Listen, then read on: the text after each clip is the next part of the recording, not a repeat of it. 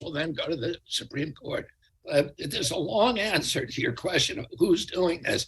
Clearly, the government is involved, but there's involvement in other people. I want to mention one other lawsuit. I don't know if I've exceeded my time, but this is actually one of the most important ones to consider. There's an organization that we're suing called the Trusted News Initiative. The Trusted News Initiative was a secret collaboration that was organized by the BBC at the very, very beginning of the pandemic. In fact, there's evidence that they started organizing it in late 2019. The members of the Trusted News Initiative are the Washington Post, Reuters, the AP, all of the social media sites, and several other big news organizations from around the world. And they all agreed to play by a certain playbook, to censor any information that departed from government orthodoxies. Their motivation, and we have this from their discovery communications with each other, was venal, really. It was that they see a lot of alternative news sites popping up all over the world, and they believe that those news sites are responsible for taking their business, for eroding their business model, and also eroding public trust in the mainstream media. So they decided to start an organization where they would crush alternative news sites who departed from official proclamations. And the way they did that is they had a branding system where any of them could report to the TNI, to the Trusted News Initiative, non-compliant organizations like my organization, CHD, Green Media Info, Dr. Mercola, many, many others, and that then those groups would be banned by the social media sites. The social media sites all signed on to this, and that would destroy their businesses. So they literally put out of business many, many, many small organizations using that methodology. And so, going back to your original question, who's doing it? It is a collaboration, and I think one of the most disturbing involvements is the consistent involvement in the intelligence agencies and law enforcement agencies, both in the United Kingdom and in our country, in the censorship.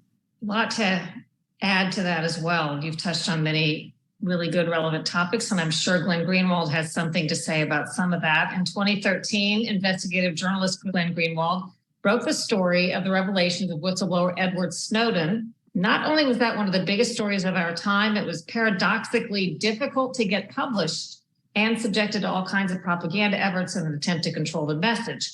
Greenwald co-founded The Intercept in 2014, the same year, by the way, that I left CBS News over increasing efforts to improperly shape and censor stories. Then in October 2020, Glenn resigned abruptly from his own new news organization after editors sought to censor an article. I believe he said if he didn't remove material that was critical of then presidential nominee Joe Biden. Is it possible, Glenn, or you can branch off in a different part of the discussion, but is it possible to identify with any specificity who these big authorities are who are able to orchestrate these campaigns to pull strings and get everybody to agree to censor?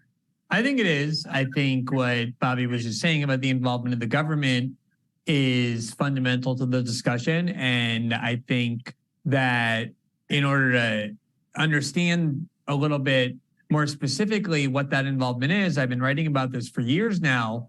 Obviously, everybody understands that the First Amendment imposes meaningful impediments on the U.S. government's ability to directly censor, meaning the Congress can't adopt laws forcing social media companies to ban certain political viewpoints, nor can the government institute regulations that require them to censor either. The censorship is more circuitous and for that reason more insidious and therefore more dangerous. What they essentially do is apply the kind of pressure that governments can apply, threatening legal and regulatory reprisals in the event of failure to censor, which is exactly what primarily the Democratic Party, without trying to make this a part of the discussion, has been doing since they took control of the House and the Senate, where they were openly summoning the CEOs of big tech companies one after the next and very explicitly saying to them, not just Section 230, as Bobby alluded to, but other kinds of regulatory reprisals, clamping down on all sorts of contracts that they get that are lucrative in nature, that if you don't start censoring more, the way you continuously promise you will. When you appear before us, you will pay a price. We will start legislating against you. We will start applying all sorts of other political pressures against you. And there is Supreme Court law from the 20th century that makes very clear that the First Amendment doesn't only prohibit the government from directly censoring in the ways that we're all, of course, conditioned to expect it won't do, but also to indirectly censor by pressuring private actors to censor for them. The kind of seminal case was a case where this Rhode Island Commission kept pressuring a bookstore to remove books from the display window.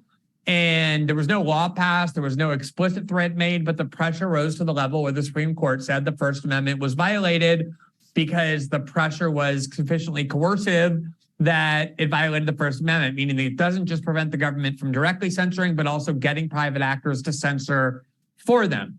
I think, though, there are other actors that are important to mention as well when we understand who is doing this censorship. And I always go back to the fact that if you go and read the literature in the mid-1990s when the internet first emerged, the reason it was so triumphalist was because this idea was that this innovation was uniquely liberatory, that it was going to allow human beings to communicate with one another and to organize without relying on this mediation from centralized state and corporate power. And I'm old enough to remember, unfortunately, that the internet was like that. It was kind of this incredibly free, like Wild West ethos where everything that you did wasn't traceable to you. It wasn't something that could be controlled because there was no mediation. And that simply became too threatening to establishment powers that cannot have some kind of weapon that is that powerful, that is outside of their control. No establishment will refrain from trying to commandeer that. And one of the ways the censorship regime started was that corporate media corporations, the largest media corporations in the country, in part because they like to maintain their hegemony over the flow of information, in part because of ideological reasons. Namely, they were horrified by the election of Donald Trump in 2016 and believed that proved people can't be trusted to communicate freely, started agitating for censorship by running one story after the next, essentially accusing CEOs of Facebook and Google and Twitter of having blood on their hands by virtue of not censoring enough. And they then just started routinely creating this kind of journalistic beat, as they call it, that continues to this day, where they find content they think ought to be censored. And if it isn't, they call these companies under the guise of reporting, oh, we're working on a story about how you're allowing this speech to remain uncensored or unmoderated, when in reality, it's basically an extortion threat. It's saying, if you don't remove this content, we're going to publicize the fact that you're associated with these things that we think are harmful. And that has placed a lot of pressure on these big tech companies, including ones who don't want to do it, to censor systematically. And I think we have to pause and realize what a surreal circumstance it is that the leading censorship advocates in the United States are people who have as their label with human resources inside gigantic media corporations the job title journalist. I mean, for me, for a journalist to advocate for censorship is like hearing a cardiologist encourage people to smoke more cigarettes. It is so anathema to the core values and functions of what journalism is supposed to be. But they have absolutely played a crucial role in that.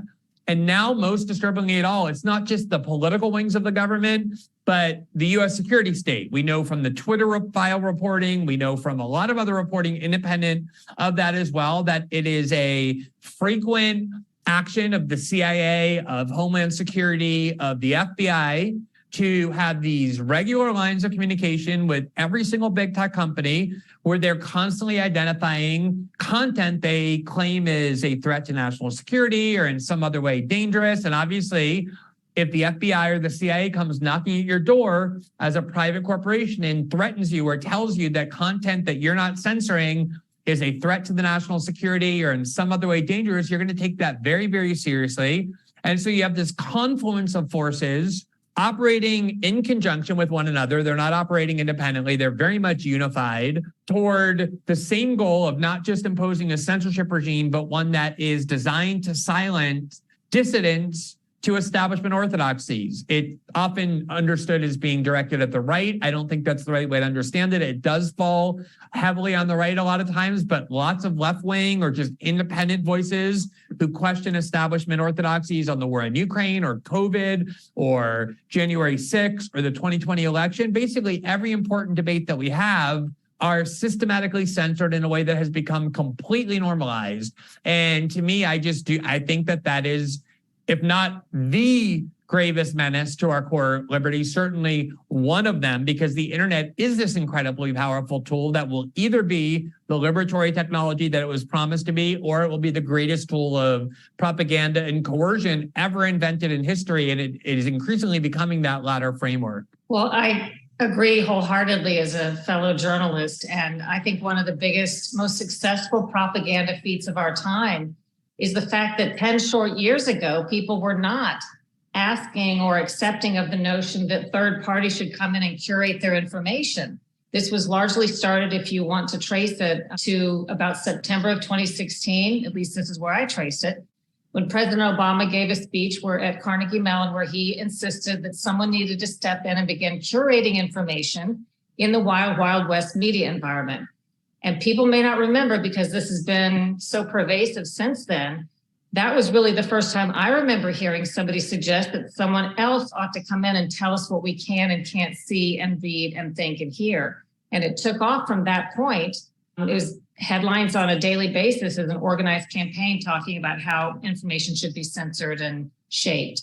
Former New Jersey Assemblyman Democrat Jamel Hawley lobbied against a bill in New Jersey in the legislature that proposed to eliminate an existing religious exemption for school vaccinations. I'm not sure how many states have that, but states do offer an exemption for vaccine on religious grounds. He was acting basically in the defense of free exercise of religion, but found himself on the wrong side of powerful forces inside his own political party. So, Jamel Hawley, in your case, what do you think, or who do you think were the enemies of constitutional rights in your battle?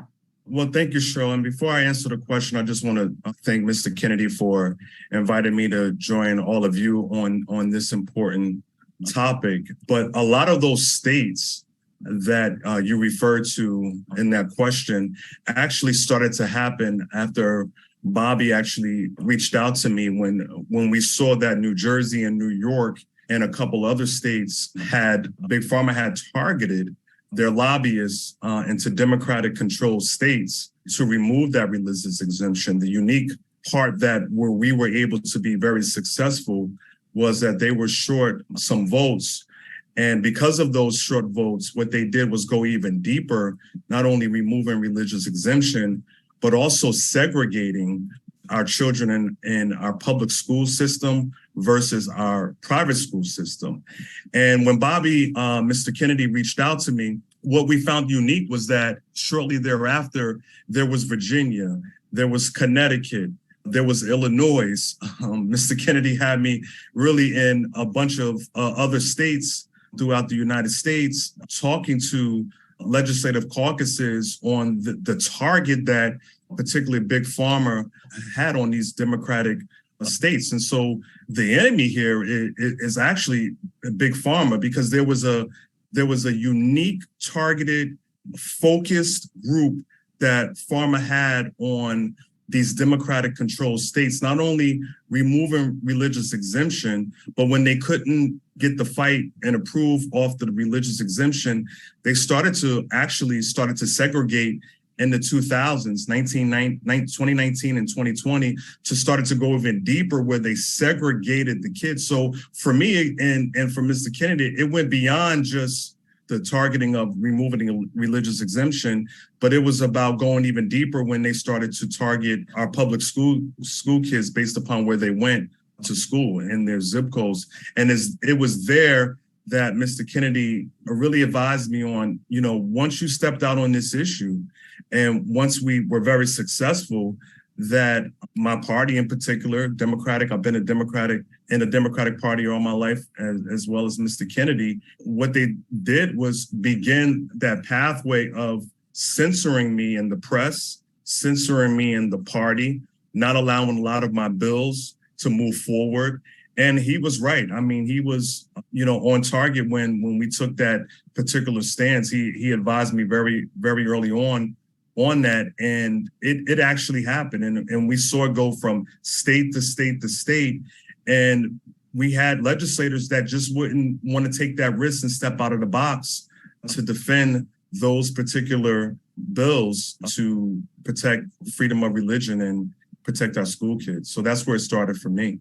Mel, how did it turn out? Did you won in New Jersey? That bill didn't pass, you said, right? The one that would have removed the exemption. Right. And nationwide, can you just is there a brief way to summarize where things stand in other states? Yeah, I mean, shortly thereafter that, as I mentioned to you, we travel from state to state, and we've made some headway in some of those states thereafter. We maybe paused the bill for a while, but shortly after that, it was just like a tsunami. It just went through. I mean, we're talking about Virginia, we're talking about Connecticut, and we're talking about, Illinois and Colorado as well. That removed the exemptions or agreed to preserve them? They removed it. Wow. Janine Younez is litigation counsel at the New Civil Liberties Alliance, representing individual plaintiffs in the lawsuit that Mr. Kennedy referred to, Missouri versus Biden. That lawsuit is unearthing some fantastically important revelations as it challenges the government's involvement in social media censorship. And by the way, I'm going to be reporting on that case on an upcoming episode of Full Measure, my TV show. Janine also recently served on the House Judiciary Committee's Weaponization of Government Subcommittee investigating this very issue. Now, your lawsuit has unearthed some of the answers to the question of who is the they when it comes to social media censorship. What's the latest on your efforts? Because this suit's been going on a while. It's not going to end soon, it doesn't sound like. No, it's not. Although it might make its way to the Supreme Court on the emergency motion relatively soon.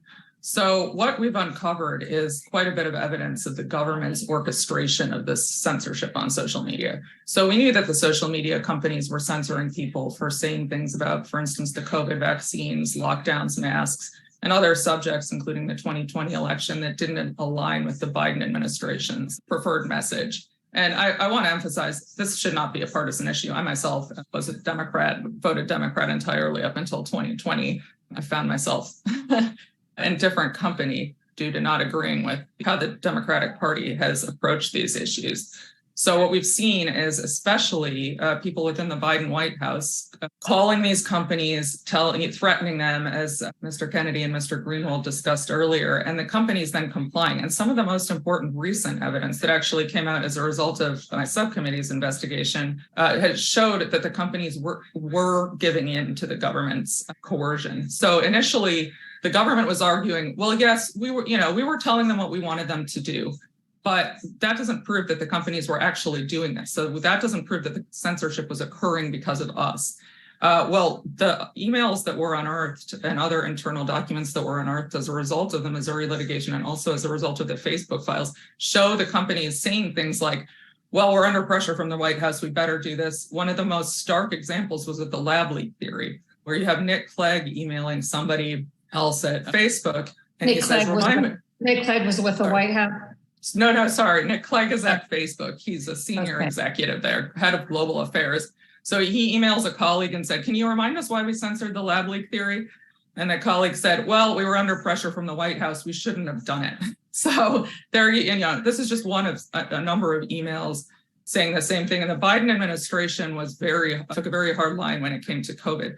And one of the things that I really want to emphasize here is this case sort of shows why we have a First Amendment. The two of the clients I'm representing are Jay Bhattacharya and Martin Kulldorff, who are top epidemiologists at Harvard and Stanford. They co-authored the Great Barrington Declaration, which eschewed lockdowns, said that it would cause more harm to society than good. And they were censored on the topics of their expertise. So natural immunity, vaccine-induced immunity, the efficacy of lockdowns, and that skewed the debate so that the public was given the false impression that there was a consensus when there wasn't one. And that led to the adoption of policies that were very harmful for this country and actually worldwide. Congratulations on the suit, because you really are turning up a lot of important information, which kind of raises the next topic I wanted to brush on, which is how are these things remedied? If the government itself is guilty of constitutional violations, but the government exonerates itself or refuses to, let's say, prosecute itself or stop itself, how can anything be done? Does anyone have a thought about the fact that we all now recognize this is going on, but short of lawsuits fought individually by people, which is very time consuming and expensive with who knows what the outcome will be. What are people to do when it's the government committing the violations and it's the government that decides what to do about that? I mean, I think you do exactly what Mr. Kennedy and others are doing, is stepping up and fighting and continuing that change and bringing to the forefront of the American people. Government has long had a history of targeting, individuals, residents, and people's rights.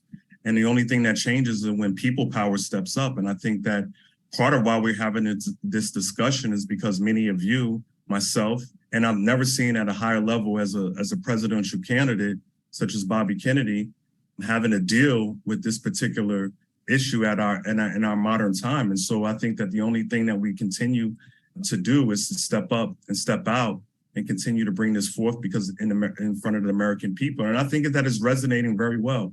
I mean, just in particular, this roundtable that we're having now, there's so much engagement. There's so many people who are interested in wanting to, the engagement of people is what is happening. And I think that you continue to step up and step out and challenge the government on multiple levels. And I think that what we're doing here is one of the best things that we can do at this present time. Glenn, I could say something, sure. I think that right now, the principal institution you have for addressing this at the courts, I would say this, I'm very worried because, what we're doing here in the United States, what our government, I think we're going to probably be able to hold some of the line against our government. What's happening in Europe, what's happening in China, what's happening in Canada and Australia and other parts of the world really, I think, threatens the business model of these social media companies as well, because they're going to have to censor, these governments are like the European Union is demanding really extraordinary, I would say draconian censorship with enormous fines if you depart from government orthodoxies. And so we have the courts in our country, and we're having now for the first time, thanks to Janine and a bunch of other attorneys, we're having success in the courts. As Glenn pointed out, journalism, there's a couple of institutions that are supposed to protect our democracy, and journalists have always prided themselves on being the gatekeepers and the guardians of free speech and fierce defenders of free expression. And it's absolutely breathtakingly shocking to me. I mean, I grew up in a home surrounded by people like Walter Cronkite, John Chancellor, and, in a whole, Anthony Lewis and Ben Bradley and, these Mary McCrory and these extraordinary generation of journalists who I can't imagine what they would be doing today. But we're finding, people like Glenn, the only journalists left, have been relegated to Substack. And it's people like Glenn, it's people like Matt Taibbi and Paul Thacker. And, there's a lot of really good CJ Hopkins and a lot of other great journalists, but none of them are being carried in the mainstream media now. And I think, Substack is a start. We need to start developing our own institutions where, real journalists can actually come and make a living and be able to flourish, because that is an institution that's absolutely critical to our democracy. And we've lost it. We've lost it here. We've lost it all over the world. And it really is shocking about how it's been completely normalized. Because I'm running in this presidential campaign, I talk to journalists all the time. I always raise with them, are you behind the censorship? How can you be going along with this? And it's like talking to a brick wall. They don't even understand. They seem to not even comprehend how bizarre it is. We all grew up reading, we read Robert Heinlein and Aldous Huxley and George Orwell and Arthur Koestler and Alexander Solzhenitsyn and all of these classic authors who are writing about the dystopian future. And in every case, it always begins with censorship. And that was just a lesson that, the number one lesson in democracy, you never censor people. There's no time in history when we can look back and say it was the good guys who were censoring speech. They're always the bad guys. But they see themselves as the good guys today. And, throughout the mainstream media is filled with people who are no longer journalists. They're simply propagandists and stenographers for official orthodoxies and guardians of it. They're not speaking truth to power. They're silencing dissent on behalf of the powerful. Well, this has been a process as to how that's come about that has had to do with several factors. One of them, these influences that wish to control the message are not just doing so from the outside, which they used to do, but they're now so intertwined and integrated into America's newsrooms and into the journalism schools with what they teach and what kids are learning today, and with what is promoted and accepted inside newsrooms, that it is one and the same. The interests of the propagandists and the interests of those in some of these media outlets are one and the same. And that's why really the only thing, I'd like to hear what Glenn thinks about this, the only thing that explains when top news organizations and the reporters are so consistently wrong about so many things and yet continue to promote those same reporters who go to the same sources who are incorrect, and nothing seems to happen to them. You have to understand, as I think I do, their goal is not accurate information. Their goal is entirely different when they've been co-opted by the propagandists. Their goal is to get out a message or a narrative, and they consider themselves successful if they've gotten that message out, even if later it's revealed that that was inaccurate or wrong. They don't care, because the mission was not to get out the accurate information. Glenn, what do you think about that? Yeah, I mean, I think, I agree with Jamel entirely that the primary goal is to bring better public attention to the fact that the censorship regime is very real and that it's very pervasive. I think Americans are inculcated from birth with the idea that free speech is an important value and censorship is intrinsically the tool of tyrants and despots. And that's one of the reasons why euphemisms are so important, like content moderation or other sorts of phrases designed to obfuscate what's happening.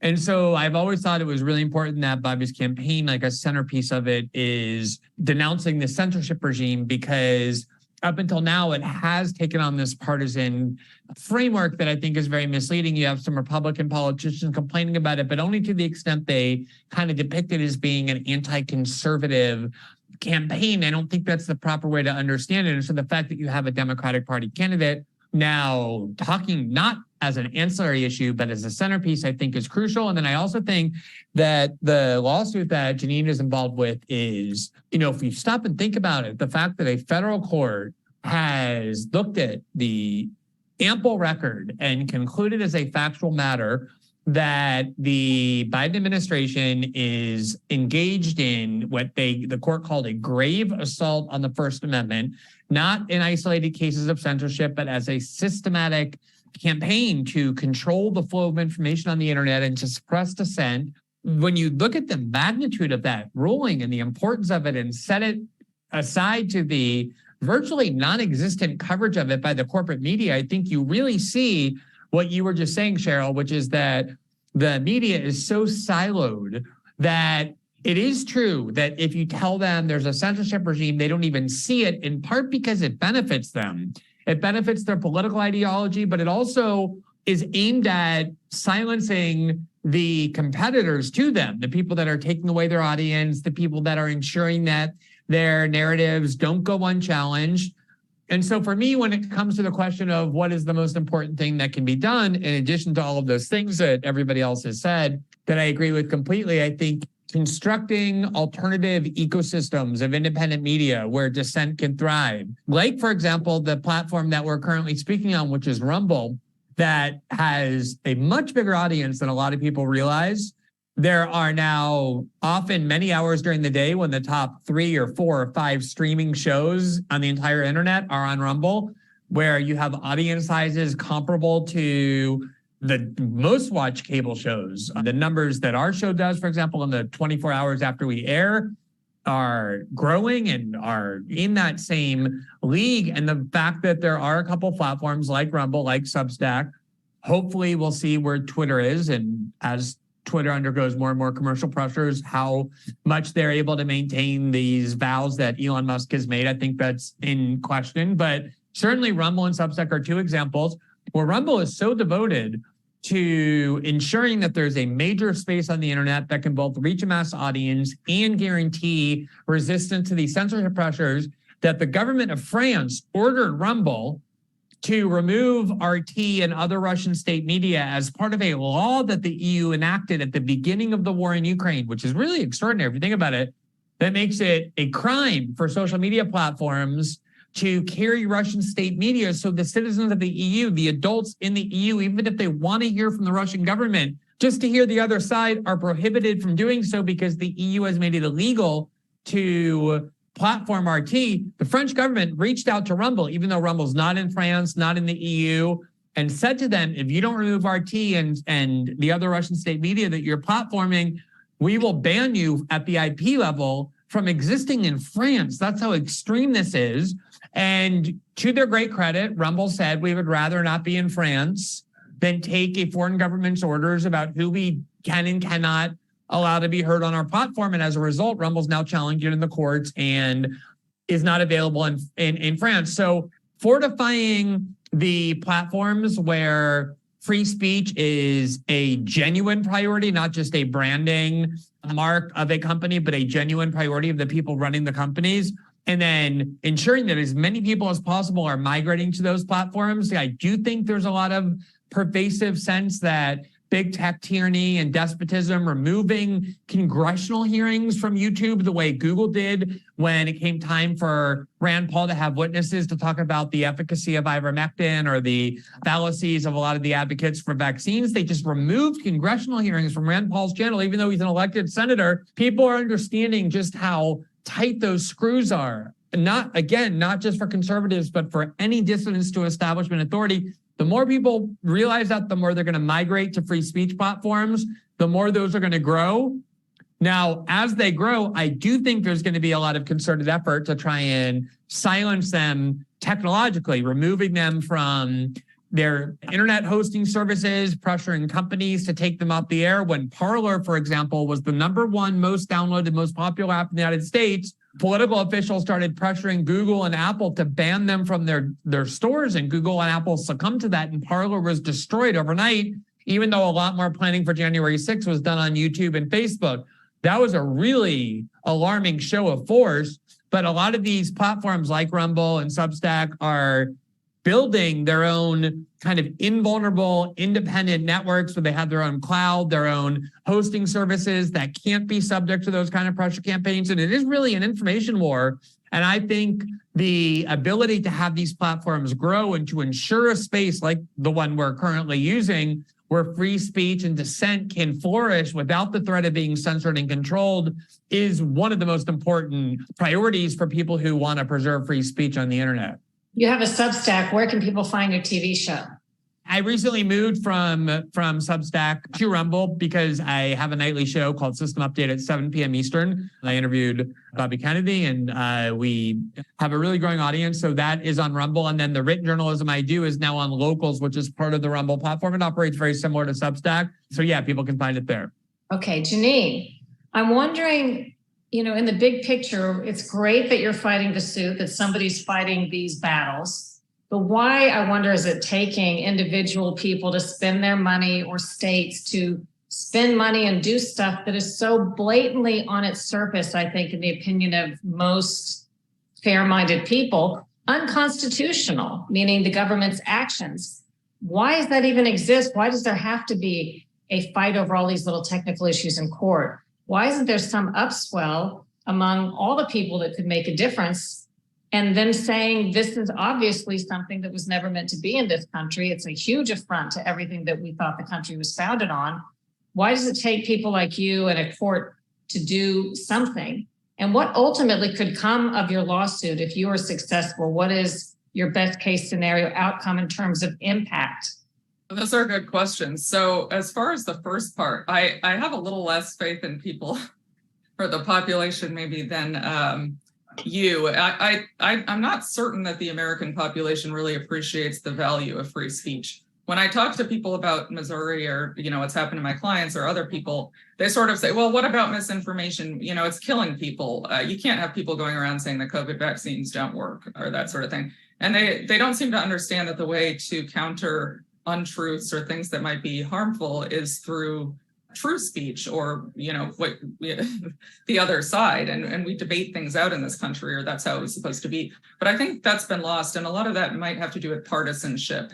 The country has become so deeply divided that whatever the Trump people say is terrible and wrong and has to be silenced, and vice versa. So I think that there needs to be a renewed appreciation for free speech in the country before we can really move forward. As far as what the case could accomplish, I guess those questions are intertwined.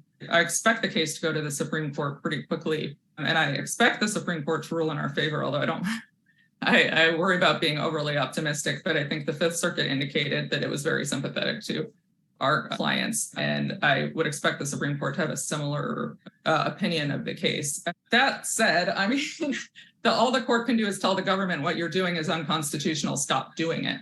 They can't do a whole lot more than that. And if these government actors want to try to, in secret, as they were doing before, behind closed doors, go around and bully these companies, I don't know, it takes something more to stop them. So there are other ideas. I mean, the idea of legislation has been floated requiring the government to reveal any sorts of communications it has with tech companies so that these conversations aren't taking place in secret. We know what's going on.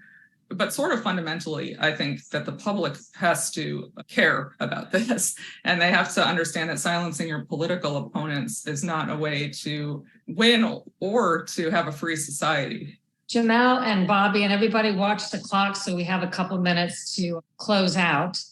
But for Jamal and Bobby Kennedy, what is it about politics, particularly the Democrat Party, censorship, the pharmaceutical industry? How do those things connect in such a way that have created these firestorms and these battles that you have been caught in and that Americans are becoming familiar with? What is it that the Democrats care so much about the pharmaceutical industry to want to silence and take rights away and so on under the constitutional rights that are afforded to us? What do you think is happening? Is that simply a money tie? We know the political parties get donations, both of them, huge donations from the pharmaceutical industry, but is that driving all of this? And why so much among Democrats? I would say that it's more, partially it's money, and the pharmaceutical industry is now the biggest industry in the world.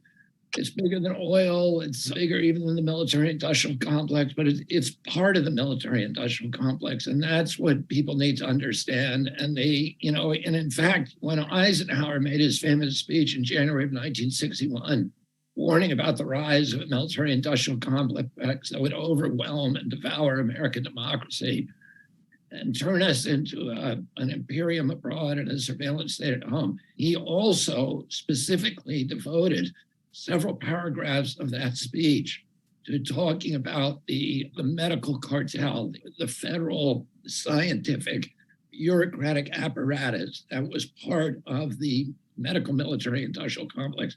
And that became much more manifest after 2001. If you remember, after 2001, we had 9/11, which, we were supposed to get the peace dividend right after the collapse of the Soviet Union. There was no enemy anymore, and there was no justification for us to be a kind of a colonial power abroad and an imperium abroad. And then the next year in 92 was the year the walls came down. In 93, we had the first attack on the World Trade Center, and the peace dividend, the brakes were put on that, and we started building this terrorist defense system, and then 9/11 happened. And a week after 9/11, you had an anthrax attack on the U.S. government.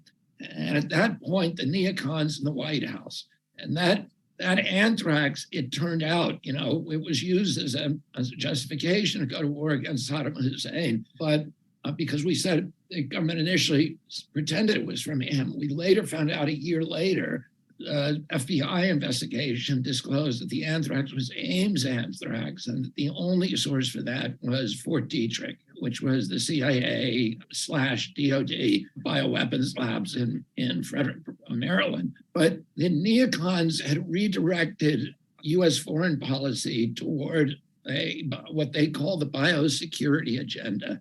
And so biosecurity became the spear tip of U.S. foreign policy, and the pharmaceutical companies were part of that pivot. So they were, the pharmaceutical companies are not only own, the advertising on the 75% of the advertising on the evening news which allows them to dictate content. And they're the biggest lobbyists in Congress.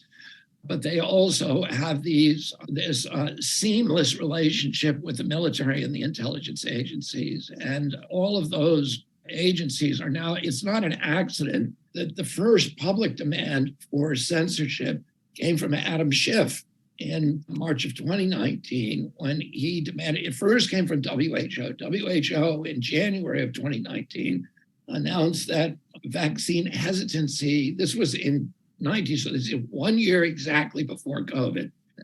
Vaccine hesitancy is the principal, is one of the 10 greatest threats to public health. There was no data to show that. There was no, there's no information, no scientific citations. They just said it's up there with AIDS, with HIV, with malaria, vaccine hesitancy. And then 3 months later, you have Adam Schiff, who's the head of the chair of the Intelligence Committee, sending a letter to Mark Zuckerberg and to Google, Sergey Brin, and to Jack Dorsey and all of the heads of the social media company, threatening them that if they do not censor vaccine misinformation, which is of course a euphemism for anything that departs from government proclamations, that they would face retribution from Congress. So that's 1 year before 9/11, before COVID. So the ground was already being prepared, and the relationship, you can no longer distinguish where the intelligence agencies end and where the pharmaceutical industry begins. It's an entanglement that, every time you look at it, it gets worse and worse. Jamel, did you figure out what the tie was between the Democrat Party that you came up against with, in New Jersey when you were trying to fight the removal of religious exemption? Yeah, I mean, I don't think it's just the Democratic Party. I think that it's all parties. I mean, all roads lead to money. And Bobby just outlined his experience and what he's researched and his history in terms of vaccines. But I think that it just goes beyond just vaccines. I think it's news in itself. And I just want to take a moment out to say that there are some very good journalists out there. I think there are some very credible journalists out there. I think there's some actually very good journalists out there that actually want to do the right thing. But I think there's just been this cultural war that we've experienced, and Bobby touched on one particular issue that he's had to deal with. But there's been a myriad of issues over the years that has come down to culture wars, and I think that it has a lot to do with money. And I don't just think that it's the Democratic Party. I mean, pharmaceutical company, as Bobby mentioned, are one of the leading advertisers in our news space. And I think that it's taken control over a lot of where these journalists direct their particular objectives to. And I'll just take case in point in New Jersey and New York and in the metropolitan in the area in itself. But it's just been this cultural war that we've lived in, I would say, and I'm a lot younger than many of you on this call, but in just my modern time, it's just been this cultural war that I've been able to experience from the time that I started politics. So now that we've had some very good journalists, and I still think that they do exist, but I think that because of the money and because of the cultural wars, that they've been, marginalized in a sense to where they really can't focus their direct stories or the real truth that is out there on multiple instances. And towards your point, I have covered in the past, there are good members of Congress in both parties who have tried to tackle these issues. They have said in stories that I've done with them, both Democrats and Republicans have been halted by their party leaders from holding certain types of hearings, from calling certain types of witnesses. At the highest level of both political parties, as far as they report to me in Washington, D.C., they are conflicted by this pharmaceutical industry. I mentioned Democrats because I think traditionally it was thought that Republicans kind of were more on the take for the pharmaceutical industry historically, but there seems to have been a shift where I would say Democrats now equal in terms of them getting out there and on behalf of the pharmaceutical industry, I think trying to make certain things happen. I think that it seems to have evened out a bit to me. Any final word on that, Jamel?